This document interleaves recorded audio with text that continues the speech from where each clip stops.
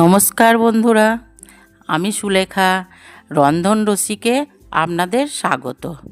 আজকে আমি আপনাদের সাথে শেয়ার করব বাঙালির অত্যন্ত প্রিয় একটি নিরামিষ পদ, ধোকার ডালনার রেসিপি। যারা নিরামিষ খেতে ভালোবাসেন বা যারা নতুন কিছু রান্না করতে চান তাদের জন্য এই পদটি একদম পারফেক্ট। গরম ভাত বা রুটির সাথে ধোকার ডালনা থাকলে আর কিছু লাগে না। তাহলে চলুন আর দেরি না করে দেখে নিই কীভাবে তৈরি করব এই সুস্বাদু ধোকার ডালনা। ধোকার ডালনা বানানোর জন্য প্রথমে আমি 200 গ্রাম ছোলার ডাল 2 ঘন্টার জন্য ভিজিয়ে রেখেছি।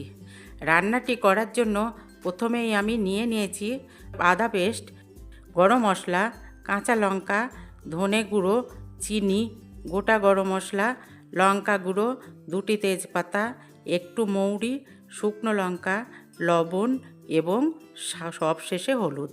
প্রথমে আমি টমেটোটা এরকম পাতলা পাতলা করে কেটে নেব এবং তারপরে আমি ছোলার ডালটিকে মিক্সিং জারে দিয়ে একটি পেস্ট তৈরি করে নেব।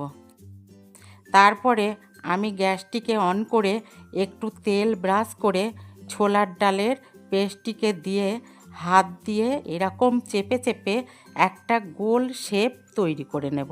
তারপর এইটির এক পিঠটা একটু ভাজা হয়ে গেলে অপর পিঠটাও আমরা এরকম করে একটু ভেজে তুলে নেব। পরে এটিকে কোনা কোনা করে পিস পিস করে কেটে এটিকে আমরা আবারও একটা কড়াইয়ে একটু তেল অ্যাড করে আবারও এটিকে একটু ভেজে নেব। তো এরকম করে এটি দুপাশ ভালো করে ভাজা হয়ে গেলে আমরা তুলে নেব। তো আমরা 2টো আলু কেটে রেখেছি, কাটা আলুটা এবারে ভেজে নেব। তারপর আমরা ওই কড়াইয়ে আবারও একটু তেল অ্যাড করে একটু গোটা জিরে এবং 2টো এলাচ, 2টো দারচিনি, 2টো তেজপাতা ও একটু শুকনো লঙ্কা দিয়ে দেব।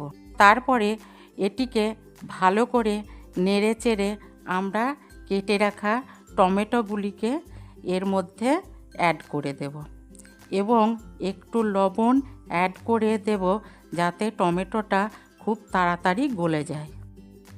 টমেটো খুব ভালো করে ভাজা হয়ে গেলে আমরা এর মধ্যে দিয়ে দেব একটু আদা বাটা, একটু জিরে গুঁড়ো এবং লঙ্কার গুঁড়ো এবং তার সাথে একটু হলুদ অ্যাড করে খুব ভালো করে মশলাটিকে মিক্স করে নেব।